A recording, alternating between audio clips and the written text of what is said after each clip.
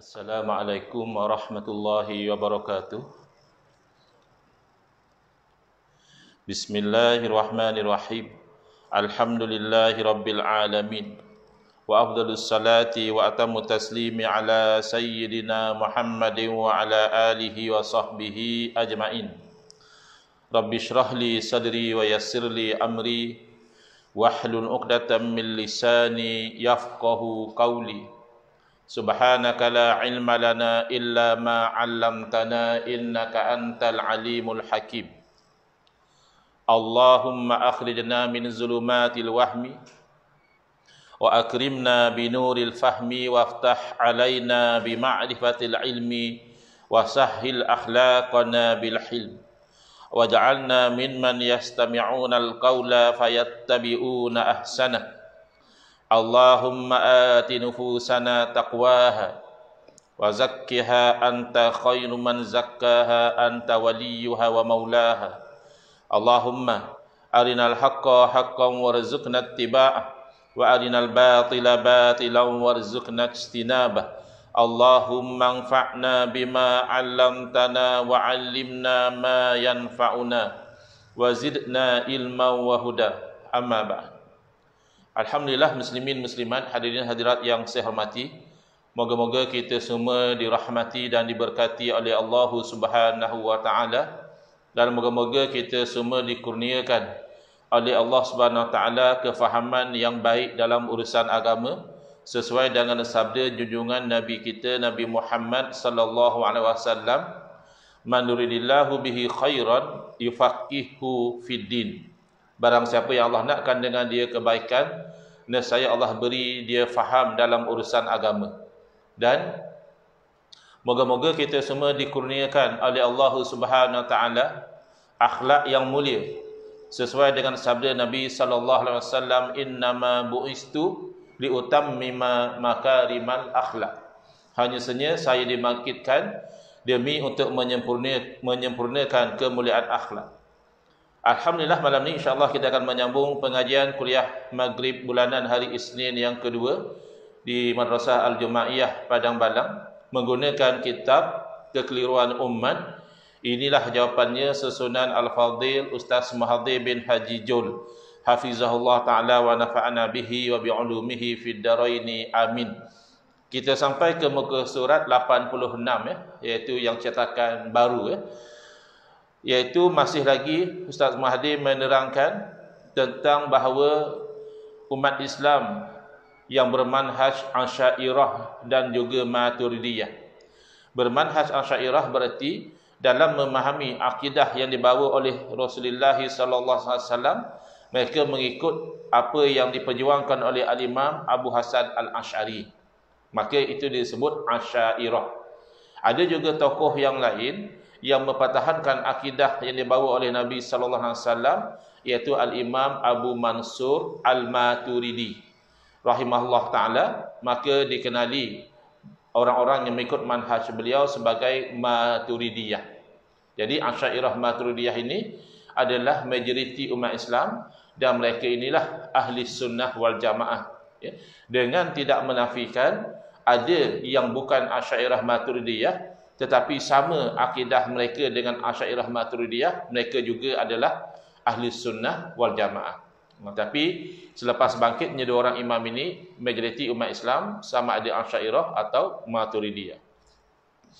Akan tetapi kebelakangan ini ada umat Islam sendiri yang mengatakan tidak. Kata dia Asy'ariyah sebenarnya al-firqatud dhallah. Asy'ariyah kata dia adalah golongan yang sesat. Bahkan ada yang sampai mengkafirkan Asy'ariyah. Dia kata Asy'ariyah ni golongan yang kufur. Jadi oleh kerana sudah berlaku kekeliruan inilah, maka Ustaz Mahathir memasukkan dalam kitab ini. Jadi golongan yang menuduh Asy'ariyah sesat ataupun kufur adalah golongan Wahabi. Kenapa? Kerana golongan Wahabi yang nak mendakwa bahawa dia adalah ahli sunnah wal jamaah yang sebenar. Jadi dalam sejarah perpecahan umat Islam, yang mengaku ahli sunnah wal jamaah dua golongan. Bukan kata dua golongan saja. Kan Nabi SAW bagi tahu sataf tariku ummati ila thalath wa sab'ina firqah au millah. akan berpecah umat aku kepada 73 pecahan ataupun 73 jalan. Kulluhum finnar. Semua mereka itu akan masuk neraka wal iazubillah illa wahidah, kecuali satu. Jadi cuma bezanya adalah pecahan-pecahan seperti golongan Syiah, seperti golongan Khawarij yang asal dahulu, seperti golongan Mu'tazilah dan lain-lainnya, mereka tidak sampai mengaku bahawa mereka adalah Ahlus Sunnah, tidak.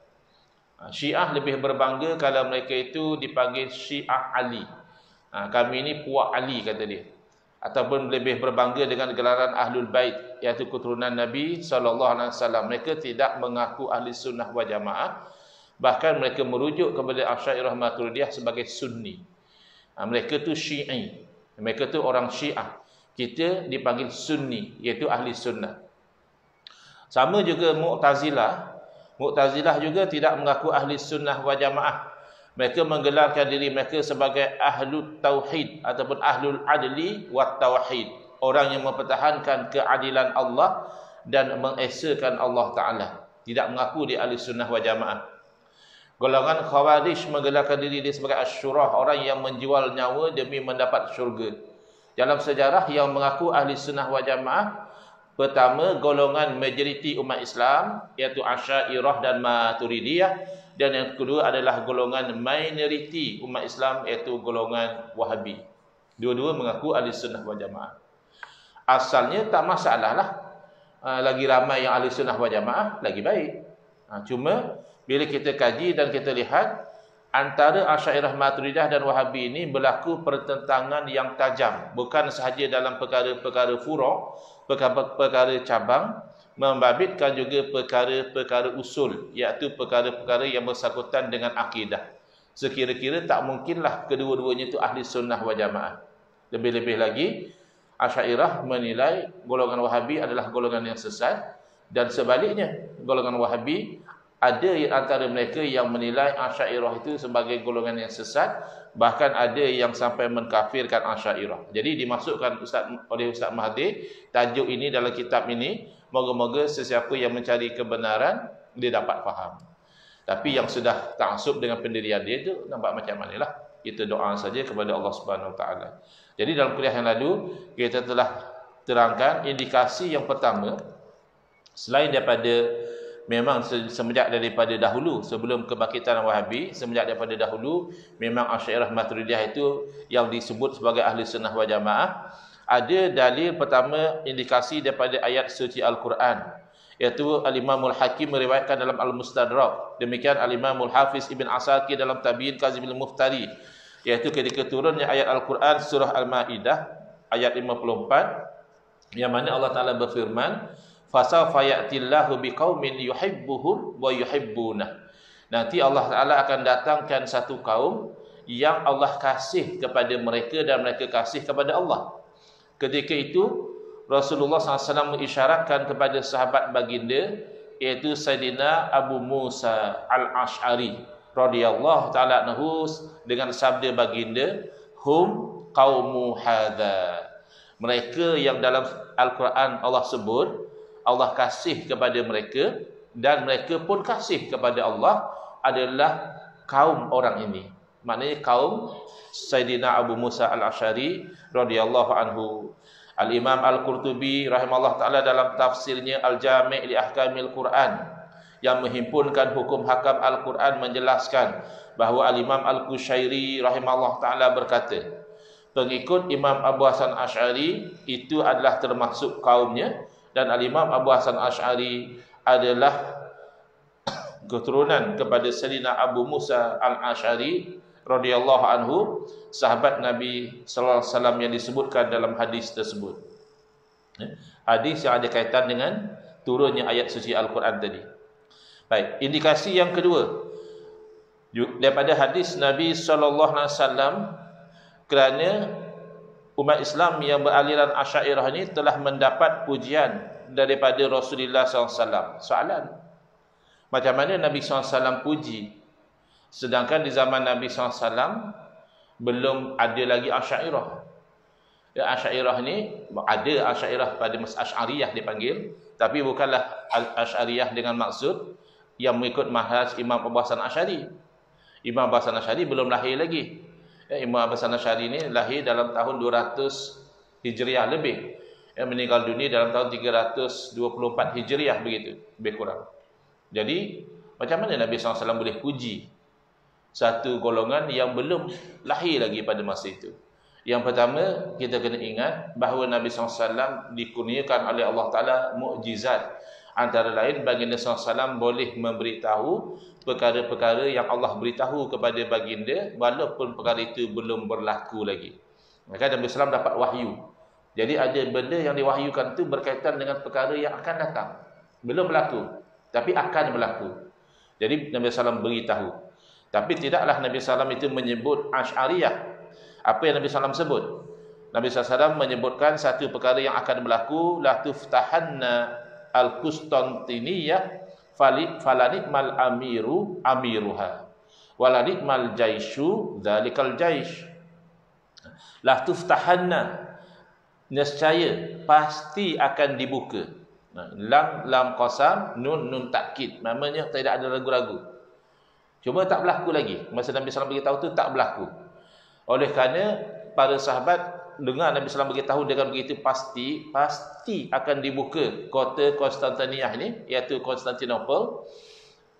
Maka para sahabat masing-masing bercita-cita kalaulah mereka lah orang yang membuka kota tersebut, yakni mengambil kekuasaan di atas kota tersebut yang pada masa itu dikuasai oleh orang Kristian.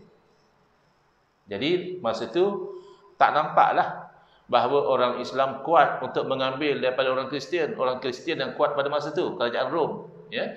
Tetapi bila Nabi SAW beritahu, sahabat memang tidak ragu-ragu, pasti akan orang Islam akan ambil alih. Jadi masing-masing bercita-citalah bahawa mereka lah yang akan mengambil alih kuasa tersebut. Tetapi takdir Allah Ta'ala yang berjaya membuka atau mengambil alih kuasa kota Konstantinopel itu selepas 800 tahun. Jadi walaupun sesuatu kebenaran itu pasti berlaku, tak semestinya berlaku pada masa yang kita bayangkan. Macam sekarang lah kan, umat Islam ditindas, dizalimi di Palestin, dibunuh sewenang-wenangnya oleh rejim Zionis, ya. Tapi kita yakin akan datang pertolongan Allah Subhanahu Wa Taala. Tapi tidak semestinya pertolongan itu datang dalam tempoh yang kita harapkan. Mungkin kita harapkan kalau boleh datang pertolongan itu sekarang juga. Paling tidak pun besok datang pertolongan Allah Subhanahu Wa Taala. Ya, tidak semestinya, tapi pasti pertolongan Allah itu pasti akan datang. Jadi ini yang Nabi SAW beritahu pasti akan dikuasai oleh umat Islam. Kota Konstantinopel ini berlaku selepas lebih kurang 800 tahun kewafatan Nabi SAW, iaitu oleh Sultan Muhammad, ya, Al-Utsmani, yakni daripada dinasti Utsmaniyah, kerajaan Turki, ya, yang digelar beliau Al-Fatih. Sultan Muhammad Al-Fatih. Al-Fatih itu daripada Fataha yaftahu, buka. Digelar di Al-Fatih kerana beliau yang membuka kuasa orang Islam di situ. Jadi apa kaitan dengan Asy'ariyah? Nabi tak sebut Asy'ariyah pun. Memang dalam hadis Nabi SAW hanya memuji, maka sebaik-baik ketua perang adalah ketua perang yang membuka kota Konstantinopel, dan sebaik-baik tentera adalah tentera tersebut, yakni tentera yang membuka kota Konstantinopel. Fakta menunjukkan bahawa Sultan Muhammad Al-Fatih dan tentera-tentera beliau adalah berakidah Sunni aliran Imam Asy'ari. Itu kaitan dia. Jadi tak mungkinlah kalau sebagaimana yang dituduh oleh golongan Wahabi, kata dia Asy'ariyah ni sesat, Asy'ariyah ni bahkan kufur, tiba-tiba Nabi SAW puji, mengatakan sebaik-baik tentera perang orang yang ahli bid'ah, ya, orang yang kufur, bahkan tak mungkin. Maka apabila Asy'ariyah yang dipimpin oleh Sultan Muhammad Al-Fatih itu membuka kota Konstantinopel, maka terbuktilah mereka yang dimaksudkan oleh Nabi SAW sebagai sebaik-baik ketua perang dan sebaik-baik tentera. Mustahil Rasulullah SAW memuji seseorang yang akidahnya tidak benar atau sesat. Tapi kalau Wahabi ada indikasi bahawa mereka itu menimbulkan kekacauan dalam umat Islam. Tapi Wahabi tak sukalah. Hadis Nabi pun dia pusing sana pusing sini. Dia nak kata tak betul, hadis sahih. Hadis riwayat Imam Bukhari. Jadi kalau hadis lain mungkin dikata ini tak sahih. Ya, ini hadis ni bermasalah. Tapi hadis ini hadis sahih riwayat Imam Bukhari. Nabi SAW mendoakan supaya Allah Ta'ala merahmati penduduk Syam. Syam sekarang ni ialah Jordan, Syria, Lebanon. Itu kawasan Syam. Dan moga-moga Allah Ta'ala merahmati penduduk Yaman. Ya. Lalu ada yang meminta Najdina, doalah sekali untuk najat kami ni. Nabi tak doa, Nabi masih doakan Syam dan Yaman. Minta lagi sekali, doakanlah buat najat kami ni. Tak, masih lagi Nabi SAW doakan Syam dan Yaman saja, tidak mendoakan najat. Lalu akhirnya bila diminta lagi, Nabi SAW memberitahu bahawa najat inilah akan berlakunya kegoncangan dan akan terbitnya tanduk syaitan. Itu indikasi buruk. Bahkan dalam cerita tentang akan munculnya golongan yang muda, yang bodoh cara mereka berfikir, yang mereka itu akan keluar dari agama seperti mana anak panah meluncur keluar dari busur, itu semuanya diisyaratkan muncul dari timur, yakni timur Madinah. Sebab Nabi SAW berada di Madinah. Bila Nabi bersabda dari arah timur, maknanya timur Madinah. Dan timur Madinah, kalau kita lihat dalam peta, kita boleh lihat di mana kota Madinah, dan kita draw a straight line, ya, satu garis lurus ke arah timur. Nanti kita akan bertemu dengan kota Riyadh. Riyadh itu adalah nama baru bagi Najd. Dahulu namanya Najd. Jadi kalau Wahabi memang banyak indikasi sehingga ulama-ulama empat mazhab seperti ulama-ulama dalam mazhab Syafi'i dan Hambali menilai bahawa pengikut kepada Muhammad bin Abdul Wahhab ini adalah Khawarij berdasarkan hadis-hadis Nabi SAW. Kena ciri-ciri itu dengan mereka. Mereka terbit dari timur dan mereka itu ada ciri membotakkan kepala. Siapa yang tak ikut mereka itu, mereka botakkan kepala. Dan ada ciri-ciri bahawa mereka itu memerangi orang Islam tapi membiarkan orang kafir. Jadi ciri-ciri itu ada pada mereka. Sehingga para ulama mengatakan bahawa golongan Wahabi adalah Khawarij. Tapi kalau Wahabi yang datang singgah dekat live ni, mereka tak terimalah. Mereka denial syndrome. Mereka akan datang dan troll. Mereka kata kita tipu. Padahal ini fakta, ya, ada dalam kitab-kitab para ulama. Misalnya kalau ulama Hanafi dalam kitab Raddul Muhtar ala Durril Mukhtar, jelas Imam Ibn Abidin rahimahullah ta'ala memberitahu bahawa matlabun fi atba'i Ibn Abdul Wahhab al-Khawarij fi zamanina. Ini satu perbincangan tentang pengikut anak Abdul Wahhab Khawarij zaman kita, zaman Al-Imam Ibn Abidin rahimahullahu ta'ala. Jadi kalau kita tengok perangai dan akhlak orang yang sudah terpengaruh dengan fahaman Wahabi pun, kita tahu ini bukan sunnah yang diajar oleh Nabi SAW. Akhlak mereka itu memaki-maki, menfitnah, datang ke live pun untuk troll dan semata-mata untuk memaki hamun. Takkan orang ikut sunnah macam itu akhirnya. Ikut sunnah Nabi tapi akhlak jauh daripada akhlak Islam yang dibawa oleh Nabi SAW. Itu belum dari segi sejarahnya, mereka bahkan sampai membunuh ribuan umat Islam dengan tuduhan bahawa umat Islam itu adalah musyrikin. Baik, ini fakta untuk orang yang masih terbuka fikiran dia. Yang sudah kena virus Wahabi itu susah sikit lah. Bukan kata tak ada harapan. Ada kawan-kawan yang pernah terpengaruh dengan Wahabi, kemudian mereka berubah, bertaubat, kembali pada Ahlussunnah wal Jamaah. Tapi banyaknya susah, sebab dia sudah terkena virus tadi, virus pemikiran. Al-Imam Al-Bukhari dalam sahihnya bab Qudum Al-Asy'ariyin wa Ahli Yaman, Sayyidina Abu Musa Al-Asy'ari berkata daripada Nabi SAW, baginda bersabda, hum minni wa ana minhum. Tapi ini tidak kuat sangatlah, sebab ini menceritakan Asy'ariyin pada zaman Nabi SAW. Ayat kota Konstantinopel itu kuat kerana Nabi SAW memberitahu perkara yang akan berlaku terbukti berlaku dan terbukti yang dipuji oleh Nabi SAW itu adalah Asy'ariyah, bukannya Wahabi. Tak maaf lah, Wahabi. Kalau ada Wahabi dalam surah ni rasa tak ada kot, kan ada. Kalau ada pun senyap-senyap je lah. Sabar je lah ustaz ni, geram je aku dengar asyik Wahabi. Yalah. Sebab macam mana? Memang tajuknya adalah pertikaian antara Asy'ariyah dan Wahabi. Baik.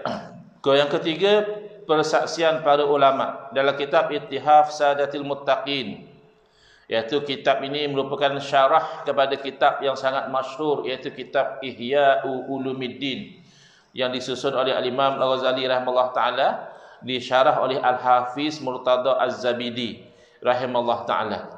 Dengar ya, Wahabi yang ikut melalui live ni, cuba dengar. Ini kalam ulama tentang Asy'ariyah. Idza utliqa ahli sunnati wal jamaah fal muradu bihim al asy'ariyatu wal maturidiyah. Apabila diitlakkan, disebutkan ahli sunnah wal jamaah macam itu sahaja, maka yang dimaksudkan dengan mereka adalah Asy'ariyah dan Maturidiyah, bukannya golongan Wahabi. Bahkan pada masa Al-Imam Murtada Az-Zabidi rahimahullah taala belum wujud lagi golongan Wahabi. Jadi seolah-olahnya umat Islam ni tak ada ahli sunnah wal jamaah lah sebelum daripada kurun ke-12. Sebab Muhammad bin Abdul Wahhab ni dia takfiri, dia bersikap mudah mengkafirkan. Dia menganggap sebelum daripada dia bangkit dengan gerakan Wahabi dia, orang Islam majoritinya bergelumang dengan kesyirikan. Majoriti umat Islam dikafirkan oleh beliau. Kemudian beliau berkata, Al-Imam Izzuddin bin Abdul Salam rahimahullah ta'ala, yang digelar sebagai Sultanul Ulama, sultan kepada para alim ulama, mengemukakan bahawa akidah Asy'ariyah disepakati oleh kalangan pengikut mazhab Syafi'i. Pengikut ya, bukan imam. Imam mazhab mereka hidup dahulu sebelum ada Imam Abu Hasan Asy'ari. Kadang-kadang Wahabi buat modal lah. Dia kata kamu ikut Asy'ariyah. Padahal imam pak mazhab tak ada pun ikut Asy'ariyah. Memanglah yang hidup dulu takkan nak ikut yang hidup kemudian. Ya, tapi akidah mereka sama. Bukannya akidah Imam Syafi'i lain, akidah Imam Abu Hasan Asy'ari lain. Kalau ada pun perbezaan hanya pada cara mempertahankan akidah. Cara mempertahankan akidah tu boleh berbeza dari satu zaman ke satu zaman kerana mengikut cabaran semasa. Apa cabaran akidah pada masa tu? Cabaran akidahnya mengatakan Quran tu makhluk. Maka bangkit orang mempertahankan bahawa Al-Quran kalam Allah yang qadim.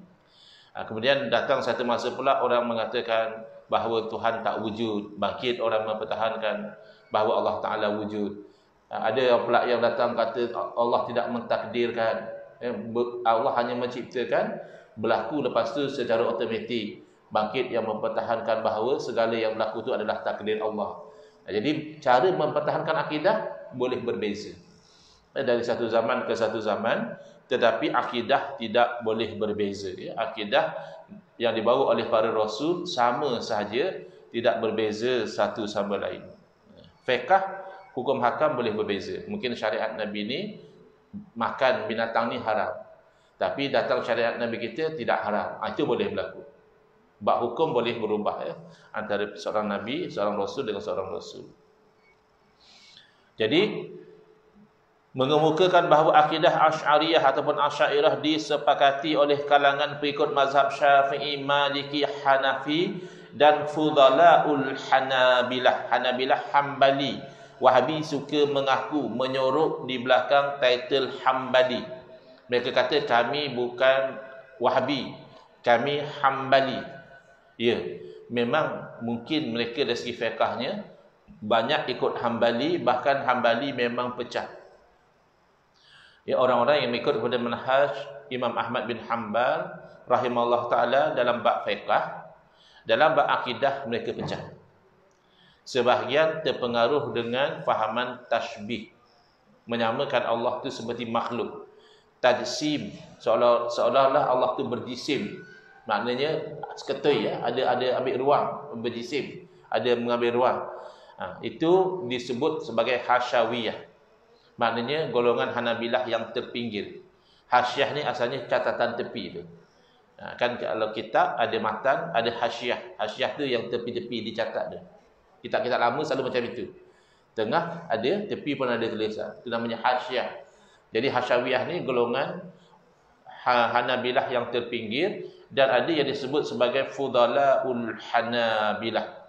Fudalaul Hanabilah adalah tokoh-tokoh mazhab Hambali yang terkemuka. Jadi tokoh-tokoh mazhab Hambali yang terkemuka, mereka adalah Asy'ariyah. Dan ada sebahagian yang tidak musyabbihah, tidak Asy'ariyah, mereka digelar sebagai golongan Athariyah. Iaitu mereka tidak bincang sangat ayat-ayat mutasyabihat ni, mereka serah bulat-bulat makna itu kepada Allah. Yang itu masih ahli sunnah wal jamaah. Cuma hati-hati, zaman kita ni Wahabi suka mengaku kononnya dia Asariyah. Apa beza Asariyah dengan Wahabi? Asariyah makna ayat mutasyabihat dia tak bincang. Dia serah kepada Allah. Apa makna istiwa? Wallahu a'lam. Serah pada Allah. Istiwa yang layak dengan Allah. Macam itu. Tapi kalau Wahabi, dia memaknakan istiwa itu sebagai bersemayam, duduk. Cuma duduk tu duduk yang layak dengan Allah. Tak sama. Kamu dah memaknakan dengan makna duduk, kemudian kamu cuba cover dengan yang layak dengan Allah, itu berbeza dengan Asariyah yang tidak memaknakan. Jadi ini yang berlaku ya. Maknanya tiga mazhab, kalau Maliki boleh kata 100% Asy'ariyah, Syafi'i majoriti Asy'ariyah. Nak kata-kata dekat-dekat 100%. Adalah seorang dua yang tergelincir fahaman musyabbihah, tapi fiqh dia Syafi'i. Mungkin tergelincir akidahnya Mu'tazilah, tapi fiqhnya Syafi'i. Tapi tak salahlah kalau kita katakan hampir semua yang mazhab Syafi'i adalah Asy'ariyah. Hanafi 2/3 lebih kurang Maturidiyah, 1/3 Asy'ariyah. Maknanya masih total tu ahli sunnah wal jamaah. Mungkin adalah ada seorang dua terlepas jadi musyabbihah dan sebagainya. Tapi majoriti adalah ahli sunnah wal jamaah. Hambali memang pecah. Sebahagian jadi musyabbihah, sebahagian maintain dengan ahli sunnah wal jamaah, sama ada atas manhaj Asy'ari ataupun atas manhaj Asari.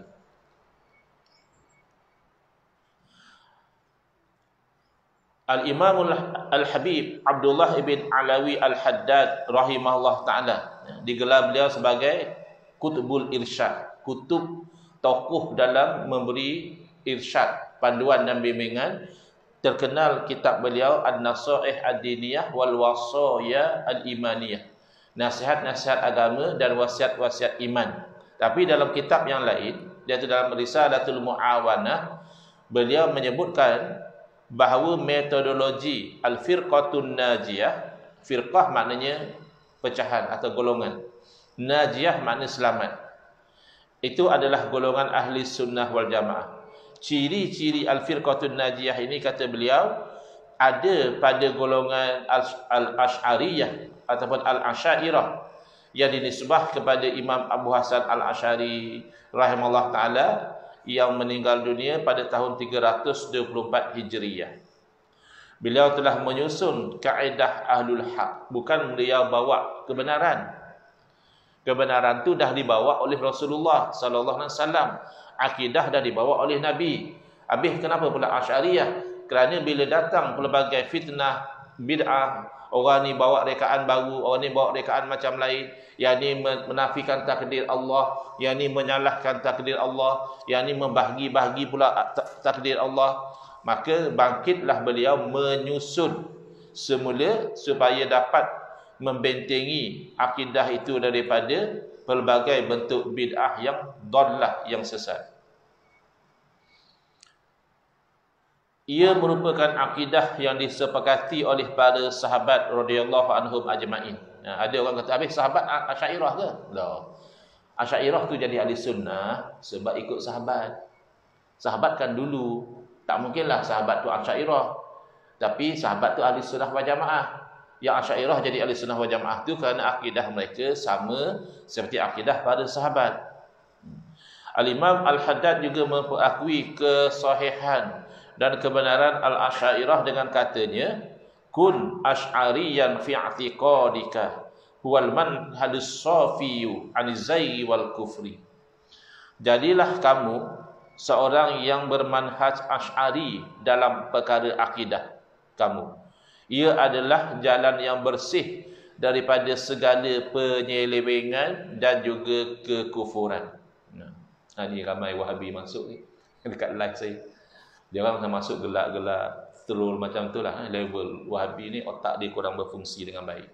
Jadi dia datang, dia gelak, dia name calling. Wahabi ada name calling. Kalau yang berhujah tu kadang-kadang saya layan lah. Macam ni hujah dia. Ada yang datang name calling, kan saya nama Ustaz Engku. Dia kata Ustaz Ungka. Ungka tu kan sejenis binatang. Jadi kalau macam tu takkan saya nak layan.